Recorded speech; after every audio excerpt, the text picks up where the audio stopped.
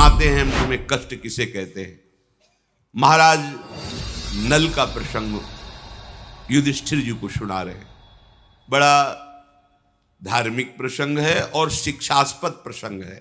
महाराज नल, इसमें वर्णन है, भगवान व्यासदेव जी वर्णन कह रहे हैं। महाराज नल सर्वगुण संपन्न है, भली भांति जब तक ब्याह नहीं हुआ ब्रह्मचर्य का पालन किया है। महाराज नल ब्रह्मचर्य से रहते थे, चारों वेदों को कंठस्थ किए हुए थे, पंचम वेद स्वरूप समस्त इतिहास और पुराणों का गुरुकुल में रहकर अध्ययन किया था, सब धर्मों के ज्ञाता थे महाराज नल।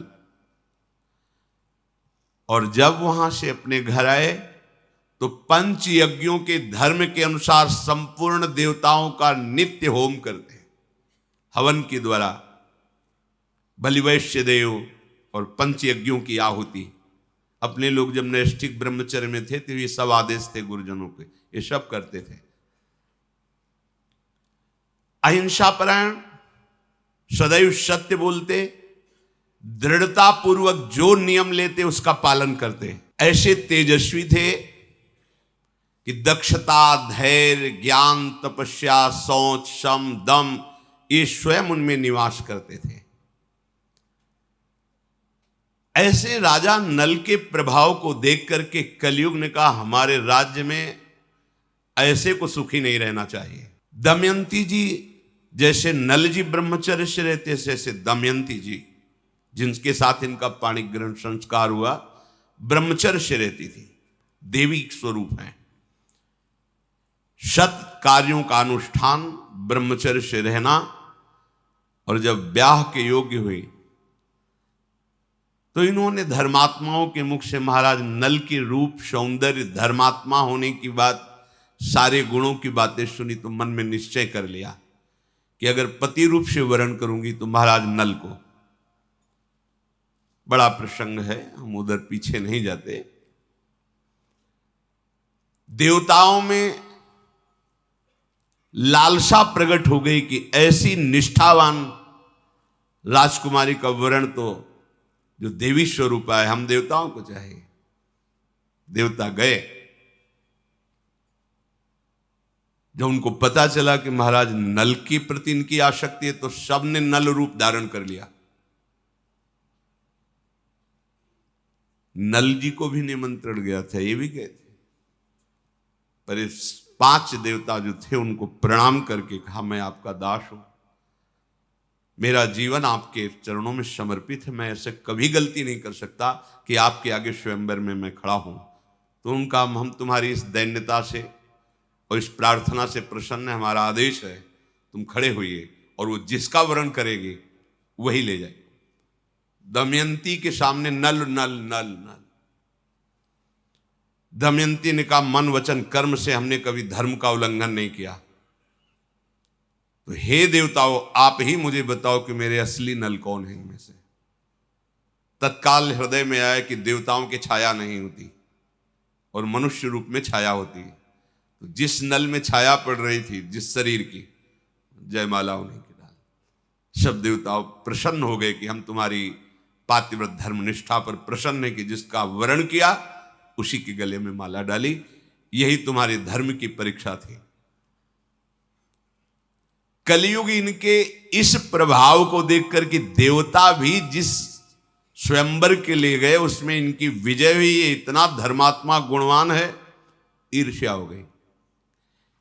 कलयुग को ईर्ष्या हो गई। जब देवता लोग वापस हो रहे थे तो कलयुग ने कहा कि ये मैं कभी सह ही नहीं सकता कि हमारे राज्य में कोई इतना गुणवान, धनवान, धर्म से चलने वाला सुखी रहे, मैं इसको हर तरह से रौंद दूंगा। कलयुग ने कहा। देवताओं ने कहा तुम्हें क्रोध नहीं करना चाहिए, धर्मात्मा पुरुष। बोले आपका काम हो गया, आप जाइए, हम अपना काम शुरू करते हैं। इसको किसी काम के लायक नहीं रखेंगे, इसको नष्ट कर देंगे। कलयुग ने कहा मैं अपने क्रोध का उपसंहार नहीं कर सकता, अब मेरा चमत्कार देखना, इसकी खोपड़ी में बैठता हूं इसी राजा की और इसका सर्वनाश करता हूं। मैं इनके भीतर निवास करूंगा, इनको राज्य से वंचित करूंगा, इनको इनकी पत्नी से वंचित करूंगा, सुखों से वंचित करूंगा और सर्वनाश कर दूंगा।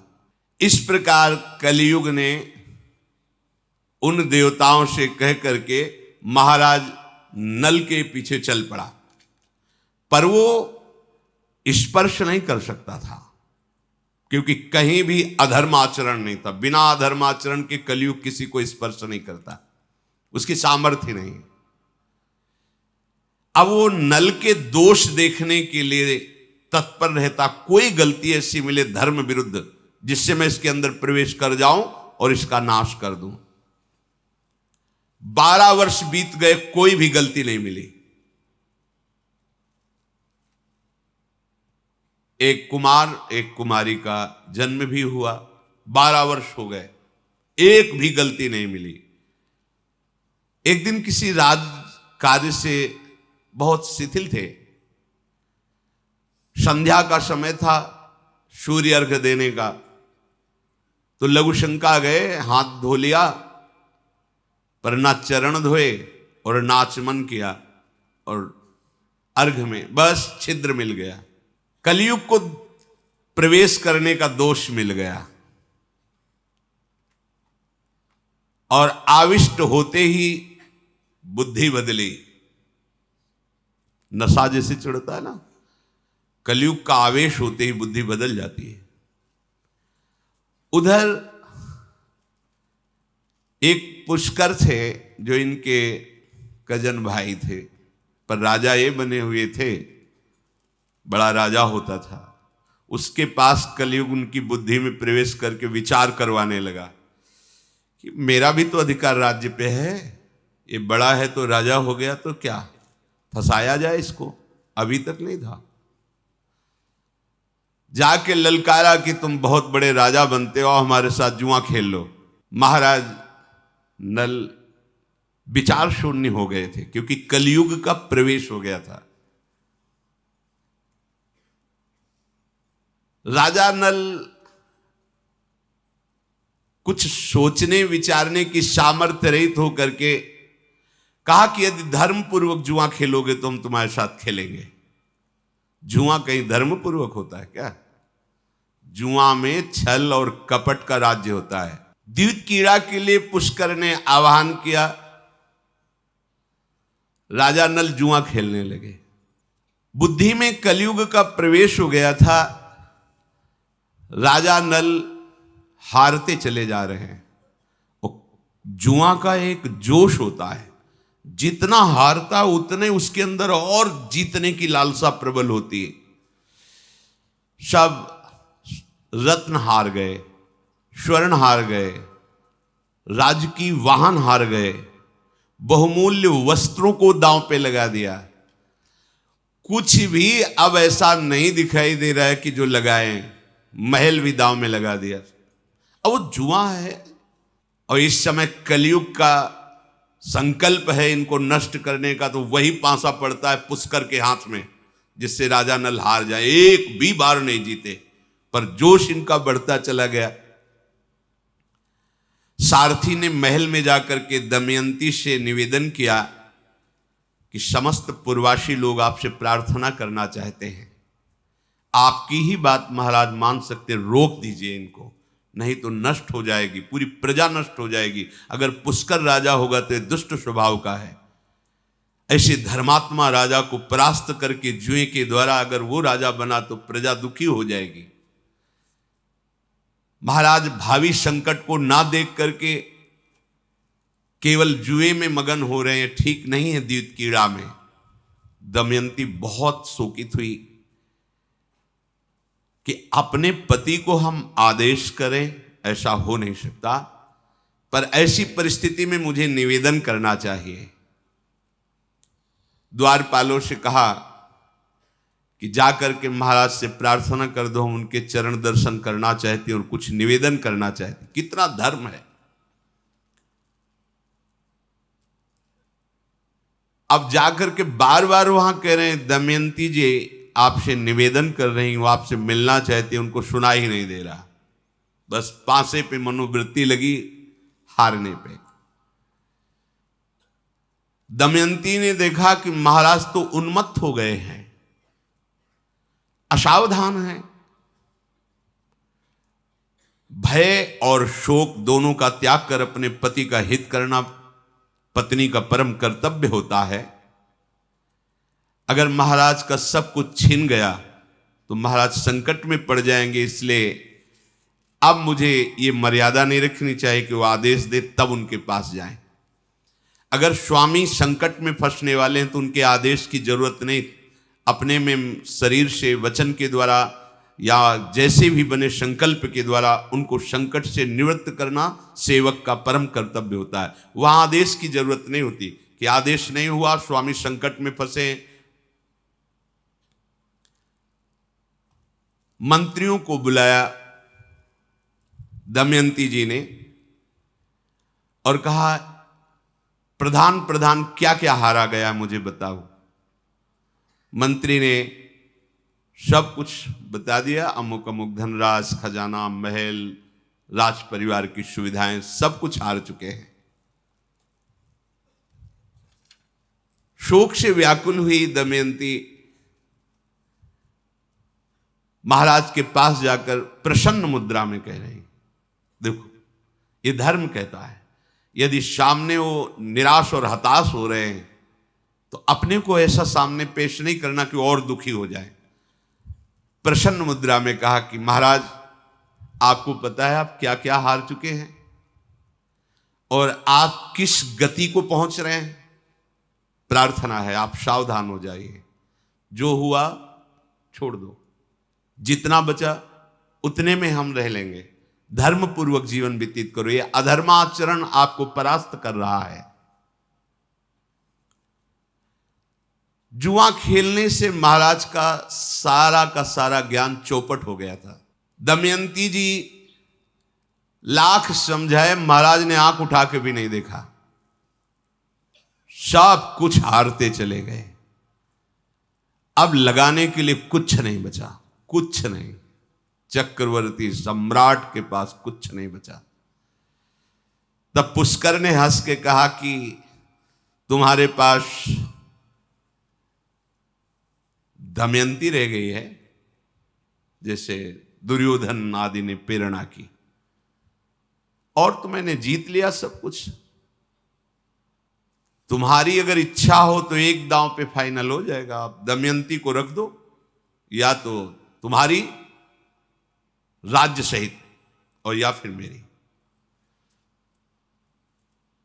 महाराज की आंखों में आंसू आ गए। नहीं, इतना नहीं कर सकते, राज्य हार गया, सब कुछ हार गया, इतना नहीं कर सकते। ऐसी धर्म से चलने वाली पत्नी को तुम जैसे कुमार्गामियों के हाथ में नहीं, थोड़ा काम किया बुद्धि।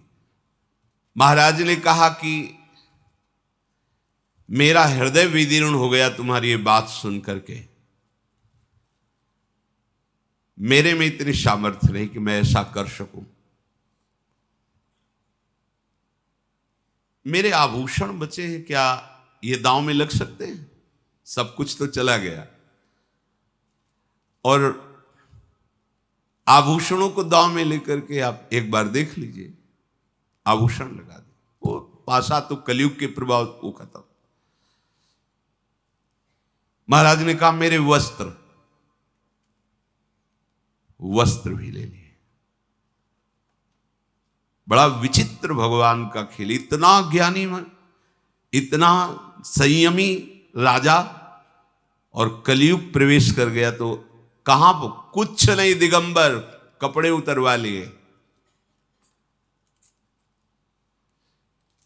और आदेश किया इसी वक्त हमारे राज्य की सीमा के बाहर निकल जाइए। पुष्कर ने दमयंती जी के शरीर पर कोई आभूषण नहीं होगा, एक वस्त्र का आदेश करते हैं और तुम ऐसे निकलो राज्य से बाहर। पूरी प्रजा में हाहाकार। महाराज नल 3 रात 3 दिन चलने के बाद उस नगर की सीमा के बाहर जंगल में पहुंचे। पुष्कर ने घोषणा करवा दी, महाराज नल को जो कोई भी पानी भोजन वस्त्र देगा उसे मृत्यु दंड दिया जाएगा। राज्य में कोई भी पानी भोजन वस्त्र भी नहीं देगा। सम्मान की तो बात जाने दो, कोई भी प्रजा की ताकत नहीं थी कि उनके, अब अधिकार उसके हाथ में है। पुष्कर के वचन के अनुसार कोई भी पूर्ववासी थोड़ा भी सहयोग नहीं किया। किसी सरोवर में जल लेकर के 3 रात्रि 3 दिन बराबर चल करके वो जंगल में वहां पहुंचे। भूख से पीड़ित हैं, राजा रहे हैं। कुछ कंदमूल फल जुटाए, दमयंती जी उनके पीछे पीछे चल रहे हैं। दमयंती जी ने समझ लिया था कि जो बुद्धि शास्त्र विरुद्ध चलती वो सर्वनाश करा देती है।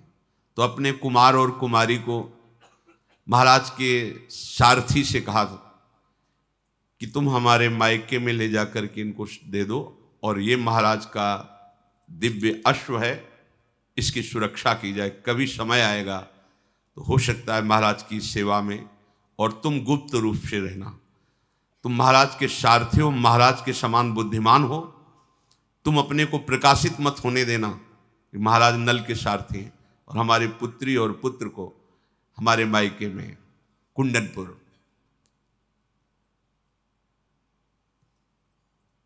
भगवान का बड़ा विचित्र खेल है। यदि भगवद आश्रय न हो तो कितना दुख ही दुख है। अब दमयंती जी साथ चल रही, क्षुधा से पीड़ित महाराज कंदमूल फल एकत्रित करते हैं, पर कंदमूल ऋषियों का आहार है जिन्होंने स्वाद को नष्ट कर दिया है। अब ये राजा थे, तो ये सामने इनको दिखाई दिया कुछ पक्षी हैं जिनके स्वर्ण के पंख हैं। उनके मन में आया कि यदि ये पक्षी फंस जाए और स्वर्ण के पंख हम निकाल कर बेच दें तो अन्न आदि मिल जाएगा, तो भोजन तो हो जाएगा, मेरे भोजन की व्यवस्था इससे हो जाएगी। अब वहां जाल तो है नहीं। महारानी साड़ी है, बड़ा वस्त्र होता है, काट करके उसको से उन पक्षियों के ऊपर बैठे हुए थे, फेंका। वो पक्षी नहीं थे, वो पांसे थे जो पक्षी रूप में आकर आकर्षित कर रहे थे। वो आधा वस्त्र उड़ा करके ले गए और कहने लगे, खोटी बुद्धि वाले नरेश, जो धर्म का त्याग कर देता है उसको मैं पग पग पर दंड देता हूं। मैं कोई पक्षी नहीं हूं, मैं पुष्कर के हाथ का पासा हूं जो पक्षी बनकर आपको धोखा देने आया था। ये महाराज युधिष्ठिर को प्रसंग सुनाया जा रहा है, भगवान व्यासदेव जी ने रचना की। अब मुझे चैन मिल रहा है, आप इतने कष्ट में हो, अब अच्छा लग रहा है। महाराज नल ने दमयंती से कहा, तुम सती हो, साध्वी हो, देखो मेरा ना तो क्रोध काम करेगा ना बल काम करेगा, क्योंकि मैं बलहीन हो चुका हूं, क्षुधा पीड़ित हूं। पता नहीं मेरा जीवन अब किस तरफ जाएगा, मुझे कुछ पता नहीं है। मेरी प्रजा भी भयभीत है और मुझे कोई आदर नहीं देगी। देखो मैं इतना निर्बल हो गया कि वो वस्त्र भी पक्षी ले जा रहे, मैं उनको रोक नहीं पा रहा। आज हमारे जीवन में ऐसी परिस्थिति आ गई है, मेरी चेतना लुप्त हो रही है। मैं तुम्हारा पति हूं और तुम्हारा मित्र भी हूं, इसलिए एक तुम्हें बहुत हित की बात बता रहा हूं। ये जो मार्ग जा रहा है ये दक्षिण की दिशा की तरफ है। इसके आगे एक ऋक्षवान पर्वत है, उसे लांग करके जाना। वहां एक अवंती राज्य है, वहीं एक विंध्य पर्वत दिखाई दे रहा है। वहां पयोष्णी नदी है, बड़े बड़े महर्षियों के आश्रम हैं। वहां महर्षिगण सुंदर सुंदर फल आदि की पहचान भी जानते हैं, तो वहां जाकर कुछ दिन रुकना उनकी सुरक्षा में, और फिर वहां से विदर्भ देश का राज्य का मार्ग वो तुम्हें बता देंगे। तुम उस मार्ग से जाकर के अपने मायके में चले जाना। एकाग्रचित होकर मैं तुमसे तुम्हारी हित की बात कहता हूं। अब मेरे जीवन का तो क्या भरोसा, कहां जाएगा, क्या होगा, कैसी परिस्थिति होगी। दमयंती जी विकल होकर के बोली कि मैंने सुख का वर्ण नहीं किया, मैंने किसी राजा का वर्ण नहीं किया, मैंने आपको वर्ण किया है। और आपको वर्ण किया है तो आप जिस परिस्थिति में हो मैं आपके साथ हूं। उनका हृदय बहुत व्यथित हुआ।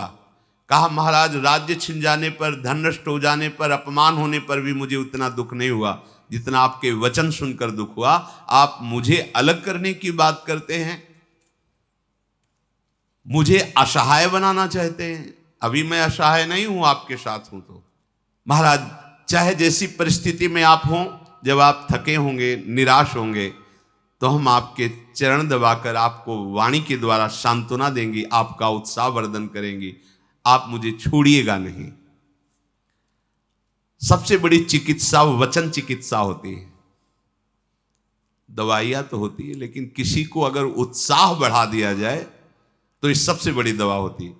कोई कितना भी बड़ा रोग हो, अगर उसका मानसिक उत्साह बढ़ा दिया जाए तो रोग को ऐसे साधारण समझकर सह लेगा, और मानसिक स्तर गिरा दिया जाए तो स्वस्थ पुरुष भी रोगी हो जाएगा, स्वस्थ पुरुष भी।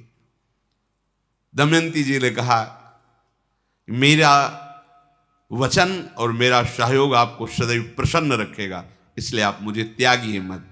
नल ने कहा, तुम जैसा कहती हो अक्षरशः ठीक है। पत्नी के समान कोई मित्र नहीं होता, क्योंकि अपने जीवन को समर्पित किए हुए है। पर मेरा कर्तव्य मुझे तुम्हें साथ रखने के लिए आदेश नहीं करता, क्योंकि मुझे पता है मुझे भयंकर अब कष्ट पाना है, और मैं तुम्हें कष्ट से युक्त देख नहीं सकता। हे प्रिय, मैं शरीर का त्याग कर सकता हूं, पर तुम्हें कष्ट में नहीं देख सकता। ये पति का धर्म है, समझे। मैं शरीर का त्याग कर सकता हूं, पर तुम्हें कष्ट से, ये पति का धर्म है। पत्नी का धर्म क्या? कि मेरा जीवन, मेरा वचन आपको हर समय प्रसन्न रखेगा, कैसी भी परिस्थिति में हो। मैंने आपका वर्ण किया है, राज्य का नहीं, आपके सद्गुणों का नहीं, आपकी महिमा का नहीं। ये तभी ऐसे सदगृहस्थ महात्मा कहे जाते हैं, ऐसे सदगृहस्थ महात्मा कहे जाते हैं। महाराज, मुझे पक्का पता है आप त्याग देंगे, क्योंकि आपने जो विदर्भ देश के मार्ग का वर्णन किया, इससे मुझे पक्का पता है कि आप मुझे त्याग देंगे। पर महीपते,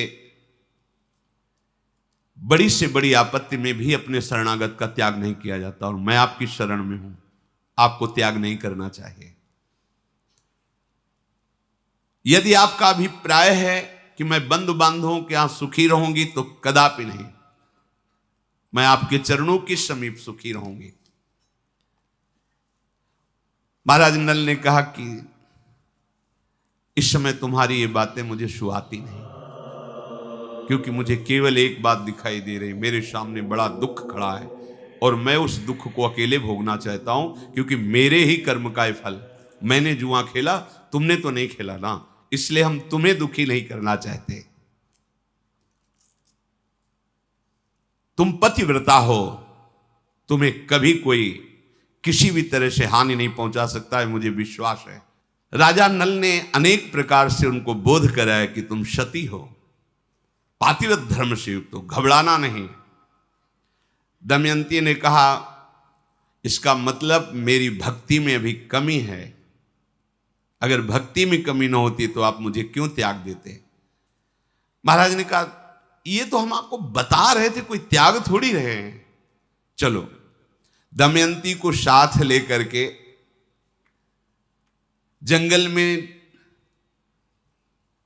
ढूंढते रहे कि कोई स्थान मिले जिसमें रात्रि में शयन हो। तो एक खंडहर जैसा था, वहां देखा। कहा, आज रात्रि यहीं शयन करते हैं, पर फिर हम तुम्हें संबोधन करते हैं कि ये मार्ग अमुक अमुक जगह से ऐसे जाता है। वैसे तो समझ ही गई थी कि महाराज का क्या संकल्प है, पर थकी इतनी थी कि उनको नींद आ गई। तो उनका थोड़ा वस्त्र काट करके ऐसे अपने शरीर को ढका और एक बार लौट के देखा और बस चल पड़े, छोड़ करके वहीं से। राजा नल यद्यपि बहुत हृदय से दुखी कि सब कुछ छिन जाने पर भी ऐसी प्रिय धर्मात्मा पत्नी का इस तरह से त्याग करना बिल्कुल ठीक नहीं है, पर उनको यही लग रहा है पता नहीं कौन सा संकट मुझे भोगना पड़े, अगर ये चली जाएंगी तो सुरक्षित रहेंगी। अचानक रात्रि में आंख खुली तो देखा महाराज ने विलाप करने लगी। क्या कोई अपने इस तरह समर्पित पत्नी का त्याग करता है? महाराज, आप जैसे नाथ होने पर भी मुझे अनाथ करके क्यों छोड़कर चले गए? और मेरा आधा वस्त्र शरीर से लपटा हुआ है, इसका मतलब आधा वस्त्र आप अपने शरीर के लिए, जिससे तन ढक जाए। ये हिंसक पशुओं से भरा हुआ वन है और मुझे अकेला छोड़कर आप जाने की सोच कैसे लिए? ऐसे वो विलाप कर रहे हैं। राजा नल की बुद्धि में कलयुग सवार है, अशांति पैदा किए हुए है। कलयुग के स्पर्श से महाराज की बुद्धि धर्म निर्णय करने में शिथिल हो गई, निर्णय ठीक नहीं हो पा रहा, क्योंकि बुद्धि कलयुग से ग्रसित हो गई। वो अपनी ऐसी पतिव्रता पत्नी को अकेले ही निर्जन में छोड़ करके चल दिए। निर्जन वन में अपने स्वामी को न देख करके दमयंती बहुत भयभीत हो गई, विलाप करने लगी। जो धर्मज्ञ हैं, सत्यवादी हैं, भला वो मुझको कैसे छोड़ सकते हैं? बार बार प्रश्न आता, ऐसा कैसे कर सकते हैं? क्योंकि मेरा कोई दोष तो होना चाहिए। मृत्यु असमय में नहीं आती, ऐसे ही तुम्हें मुझे त्यागना नहीं चाहिए। अगर परिहास कर रहे हो तो महाराज प्रकट हो जाइए, कहां हो? अगर विनोद कर रहे हो तो प्रकट हो जाइए। मैं बहुत डर गई हूं, आप मुझे दर्शन दीजिए। भूख प्यास परिश्रम दुख ये मुझे परास्त नहीं कर सकते, पर आपका संग त्यागना अब मैं परास्त हो जाऊंगी। अब मेरे दुख की सीमा नहीं रहेगी। ये सब दुख मैं सह सकती थी। प्रचंड शोक से दमयंती दुखी होकर चिल्ला चिल्ला कर रोने लगी और वन में खोजने लगी। दमयंती दीर्घ श्वासें लेते हुए हा महाराज, हा महाराज ऐसा कह रही थी। विलाप करते हुए उस जंगल में घूम ही रही थी कि एक विशाल भारी भरकम अजगर जो भूख से व्याकुल था, दमयंती जी को देखा और उसने लंबी श्वास खींची। जो जंगल में बड़े बड़े अजगर होते हैं वो दौड़ के नहीं खाते हैं, मुंह फैला दिया और श्वास खींची, जैसे प्रबल तूफान से कोई भागता चला जाए, ऐसे उनकी वायु के आकर्षण से वो उनके मुख तक आ जाता है। विशाल अजगर होते हैं। चक्कर काटती हुई दमयंती उसके मुंह के समीप आ गई। उसकी ऐसी खींच हुई कि बेसुध होकर चक्कर काटती हुई उसके मुख के समीप आ गई और वो निगलने की चेष्टा करने लगा। विलाप करती हुई कहने लगी कि यही उचित है, आपसे वियोग होने पर इस शरीर का नष्ट हो जाना ही ठीक है, क्योंकि आज मैं अनाथ हो गई आपके बिना।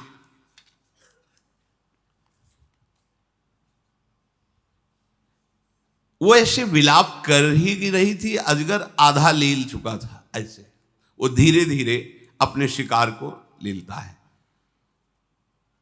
वहां एक व्याध टहल रहा था जो जंगल में ही रहता था, पशुओं को मारकर खाता था, ऐसे हिंसक। उसने करुण क्रंदन सुना तो भाग के आया तो देखा इतना शरीर अजगर लील गया था। बड़े वेग से आया और अजगर के द्वारा निगली जाती हुई दमयंती को बचाने, उनके पास अस्त्र भी होते हैं, तुरंत उस अजगर को काट करके मार करके दमयंती को निकाला। दमयंती से कहा आप चिंता मत करो, अब आप स्वस्थ हैं, वो मारा जा चुका है अजगर। तुम किस प्रकार से इतनी सुंदरी होते हुए इस जंगल में कैसे? दमयंती ने संक्षेप में अपना वृत्तांत सुनाया। विदर्भ कुमारी दमयंती के आधे वस्त्र से शरीर ढका था, आधा महाराज ले गए थे। और इतने सुंदर देवता जिनके वर्ण करने के लिए, तो फिर व्याध कामातुर होकर के उनसे बात करने लगा दमयंती जी से। दमयंती जी जैसे बालक को समझाती है, ऐसे कहा देखो मैं आपकी भावना को देख रही हूं, तनिक भी दूषित भावना मत करना हमारे प्रति। बड़ा तुम्हारा उपकार हुआ जो तुमने इस शरीर को बचाया, पर इस शरीर पर काम भाव मत कर लेना। जानते हो मैं पतिव्रता हूं, पहली बार जो तुमने हमारा स्पर्श किया वो बचाने के लिए किया था, इसलिए तुम्हारा मंगल नहीं हुआ, नहीं मेरे छूने मात्र से तुम्हारा मंगल हो जाएगा। अब वो व्याध बेचारा क्या जाने पतिव्रता, क्या जाने भागवतिक बातें। दमयंती ने कहा बस एक कदम भी आगे नहीं। वाणी के द्वारा रोकने पर भी वो व्याध अत्यंत आविष्ट हो गया। कोआ मदांधो मदना तो रोआ, अंधों में अंधा कौन है, अर्थात सबसे बड़ा मदांध कौन है? बोले जिसे काम चढ़ गया है, काम वेग आ गया, वो ये नहीं देखता है क्या करना चाहिए क्या नहीं करना चाहिए, कोई देखता है कि नहीं देखता, पाप है कि पुण्य, कुछ। कोआ मदांधो मदना तो रोवा। जो ही आगे कदम बढ़ाया उन्होंने फिर कहा शांत हो जा और वापस हो जा, स्पर्श मत कर लेना। पर वो समझने की बुद्धि खो चुका था, स्मृति नष्ट हो जाती, बुद्धि भ्रष्ट हो जाती जहां काम का आवेश होता है। आगे बढ़कर जो ही दमयंती का स्पर्श करने को किया, दमयंती जी मन में संकल्प किया अपने पति के सिवा आज तक हमने कभी किसी को अगर काम भाव से चिंतन भी नहीं किया है, तो वही प्रताप हमारी रक्षा करे। जे ही ऐसा कि उसके शरीर में जैसे पेट्रोल डाल के आग लगा दी गई हो, ऐसे आग लग गई, देखते देखते जलकर भस्म हो गया। कोई शाप नहीं दिया, कोई चेष्टा नहीं की, यह है पतिव्रता की सामर्थ्य। अगर मन वचन कर्म से मैंने कभी किसी के प्रति गंदी भावना नहीं की, तो मेरी वही भावना मेरी रक्षा करे। तत्काल उस व्याध के शरीर में आग लग गई और देखते देखते भस्म हो गया।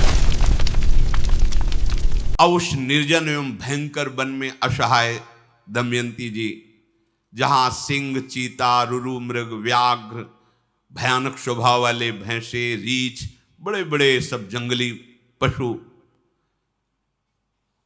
उनकी आवाज जो भय प्रदान करने वाली,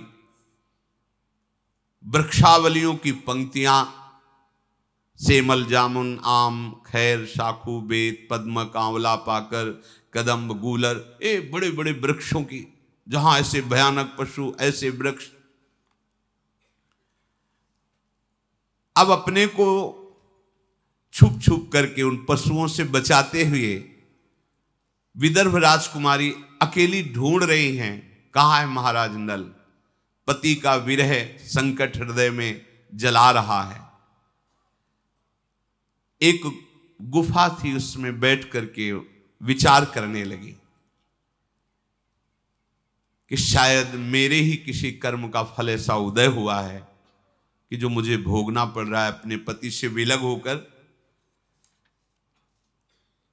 पर जिस मार्ग को मेरे पति ने आदेश किया है, मेरा कर्तव्य बनता है उसी मार्ग में चलना। देखो कैसी भी परिस्थिति हो, धर्मात्मा पुरुष कभी भी अपने पूज्य जनों की आज्ञा उल्लंघन नहीं करते। मन में विचार किया कि अगर उन्होंने छोड़ा तो उसके पहले मुझे मार्ग भी बताया कि इस मार्ग से जाना है। उस मार्ग में वो भयभीत होते हुए चल रही। कितना कष्ट आता है जीवन में, देखो अपने छोटे छोटे कष्टों में उब जाते हैं। चक्रवर्ती सम्राट की ऐसी सुखद महल में रहने वाली महारानी, ऐसी परिस्थिति की तन ढकने के लिए पूरा वस्त्र नहीं है, कोई अस्त्र शस्त्र नहीं, कोई पास नहीं, ऐसा भयंकर जंगल। जो प्रीतम पति हैं उन्होंने भी उनको छोड़ दिया है।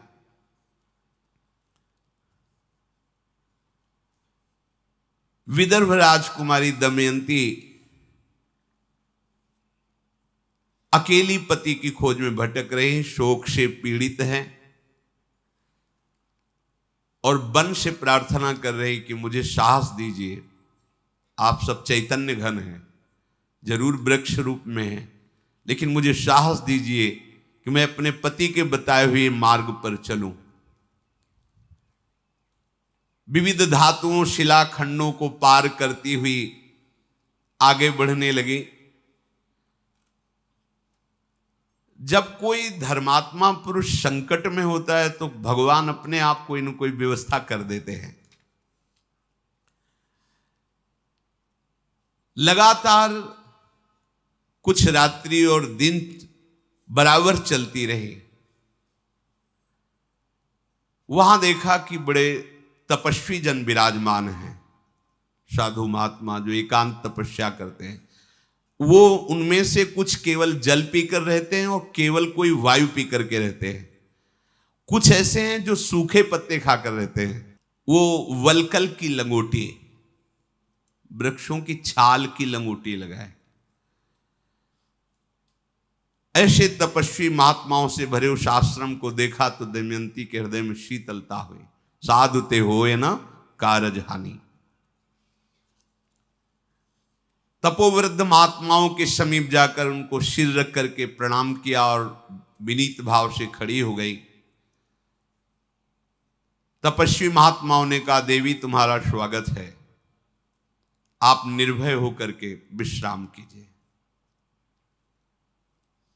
आप हमें बताइए कि हम आपका कौन सा कार्य सिद्ध कर सकते हैं जिससे आप सुखी हो सकते हो।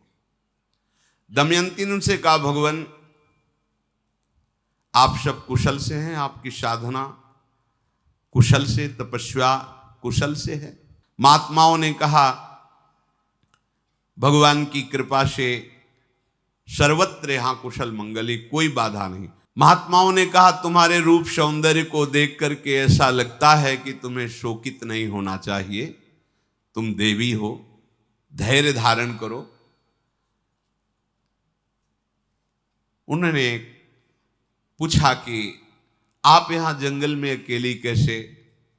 तो विस्तार पूर्वक अपनी बात बताई कि विदर्भ देश में भीम नाम से प्रसिद्ध एक भूमिपाल हैं, उन्हीं की मैं राजपुत्री हूं। निषद देश के राजा संग्राम विजयी महाराज नल मेरे पति हैं, जो सदैव धर्म का पालन करते हैं, ब्रह्म ऋषियों का आदर करते हैं। पर आज वो जुआ खेलकर अपना सर्वस्व हार गए हैं और वो बहुत दुखी होकर हमें त्याग करके वन में भटक रहे हैं। तो मैं उनकी खोज करते हुए उनके बताए हुए मार्ग से चल रही हूं। क्या आप बता सकते हैं कि मेरे महाराज नल कहाँ हैं, कैसे हैं? क्या आपने देखा है या किसी पशु आदि के द्वारा आक्रमण करने पर वो घायल हो चुके हैं, दुखी हैं? अगर आप कृपा करके मुझे महाराज नल के दर्शन करवा दें तो मेरी हृदय को जो प्रसन्नता होगी वो किसी और आशीर्वाद से नहीं होगी। मैं उन महापुरुष के बिना अपना जीवन धारण करना व्यर्थ समझती हूं। ऋषियों ने कहा, कल्याणी मैं तपोबल से सब कुछ देख रहा हूं। महाराज को ना किसी पशु ने छुआ है और ना कोई उनके अंगों को कोई कष्ट पहुंचा सकता है, क्योंकि धर्मात्मा पुरुष हैं। अभी तो दर्शन तुम्हें नहीं हो सकता, पर तुम इंतजार करो, तुम्हारे पति तुम्हें प्राप्त होंगे, सारे दुख मिटेंगे, संपूर्ण राज्य मिलेगा। बीच में अभी कुछ समय है, उसको तुम सहो। क्योंकि जो धर्म का आदर करता है उसका कभी नाश नहीं होता। धर्मो रक्षति रक्षिता। राजकुमारी दमयंती, हम लोग अग्निहोत्र और आश्रम में रहकर तपस्या करते हैं, ये हमारी कृपा से तुम हमें देख पा रहे हो। अभी तुम्हारे देखते देखते सब अंतर ध्यान हो जाएगा, ना आश्रम रहेगा ना ऋषि रहेंगे। ये हमने प्रकट किया है केवल तुम की दर्शन करके संतुष्ट हो चुको। ये हम प्रकट में नहीं हैं, हम सब अव्यक्त महात्मा हैं। ये आश्रम नहीं है, ये केवल हमारे संकल्प से प्रकट हुआ है। उसी समय दमयंती ने आश्चर्य की बात देखी कि ना वहां कोई कुटिया ना वहां कोई महात्मा है, जंगल ही जंगल। आप समझो, अपने लोग जो भगवत मार्ग में थोड़ा भी ठीक से चल पा रहे हैं, अहंकार मत करना कि अपने से चल रहे हो। जो अपनी परंपरा के गुरुजन हैं, महापुरुष जन हैं, वो हमें अपनी करुणा दृष्टि से देख रहे हैं कि मेरे शरणागत जन हैं, ये मेरे ही आश्रित हैं, उन्हीं के दुलार से हम चल पा रहे हैं, हमारी सामर्थ्य नहीं है।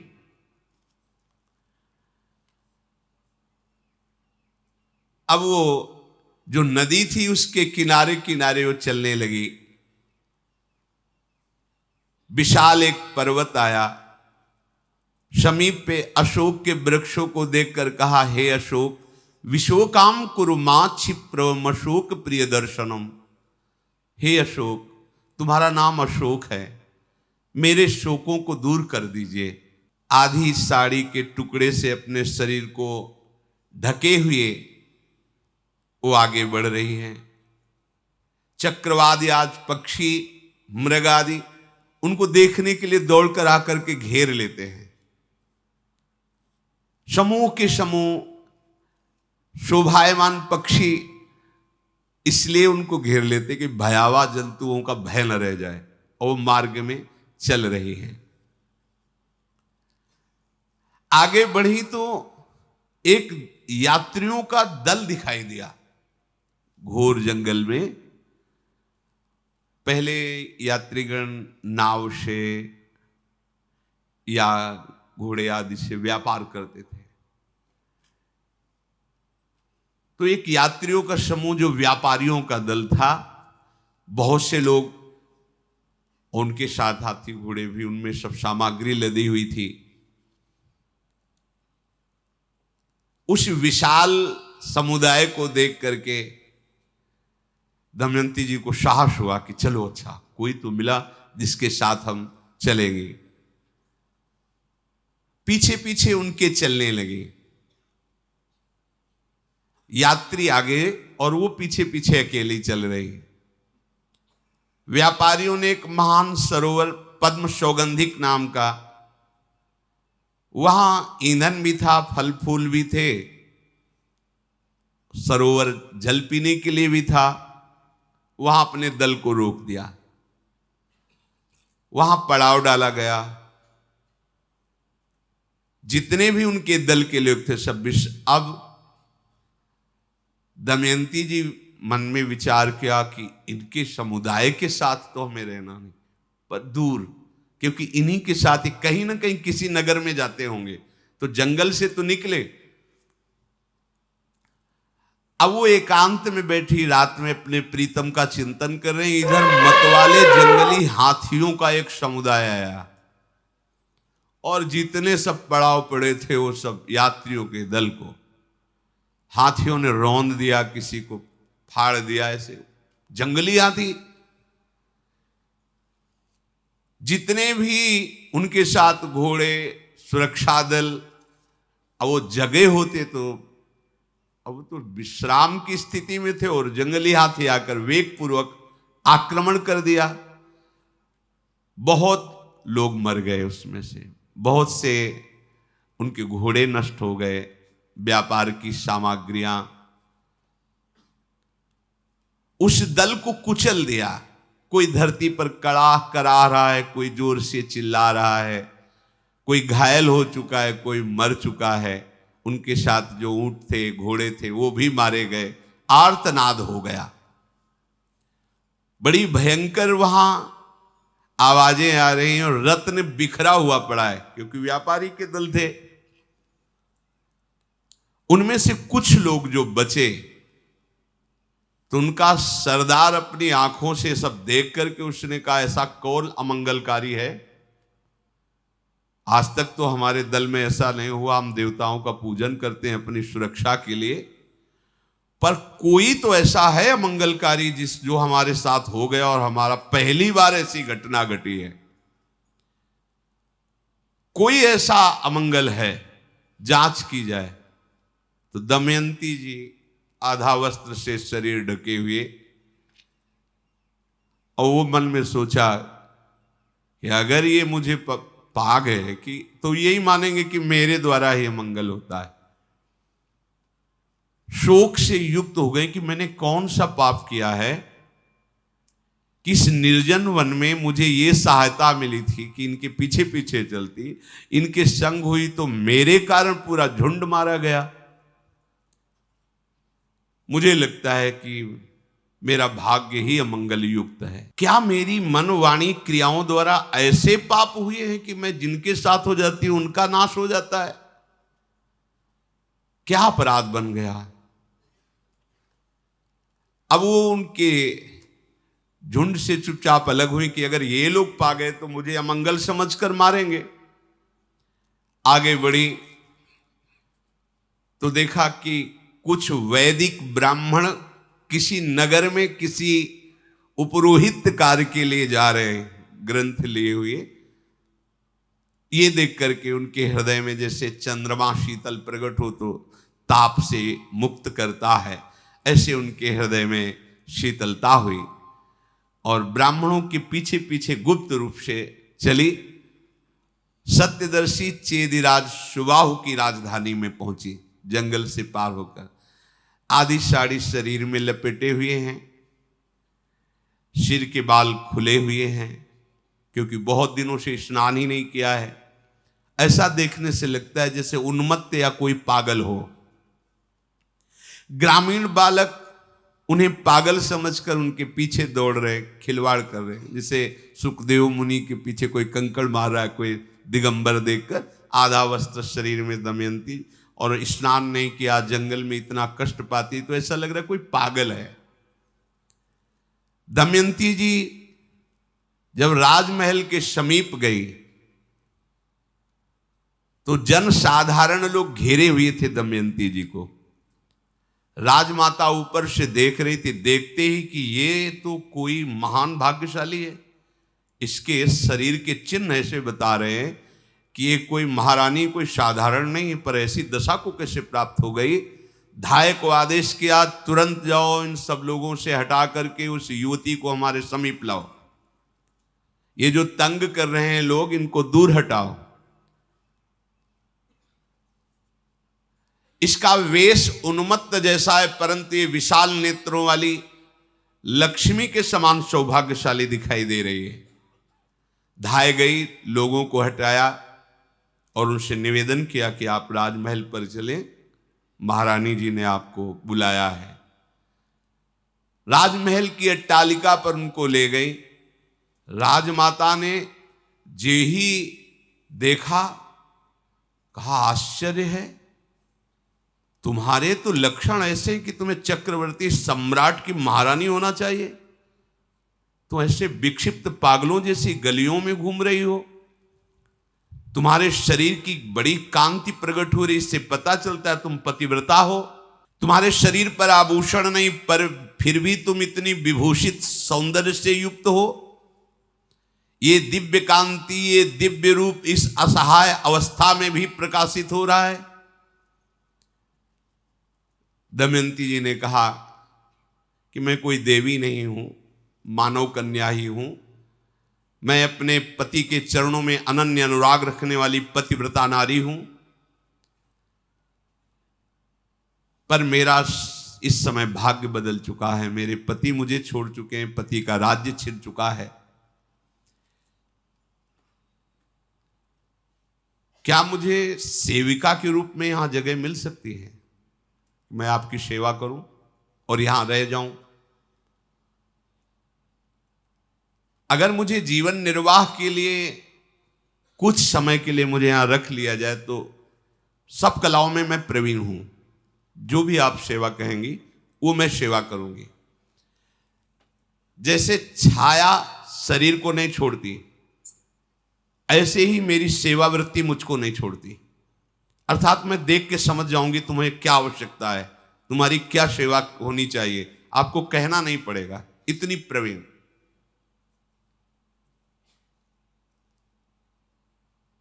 इस समय मैं भूख से पीड़ित हूं, मेरे शरीर पे वस्त्र भी ठीक से नहीं है।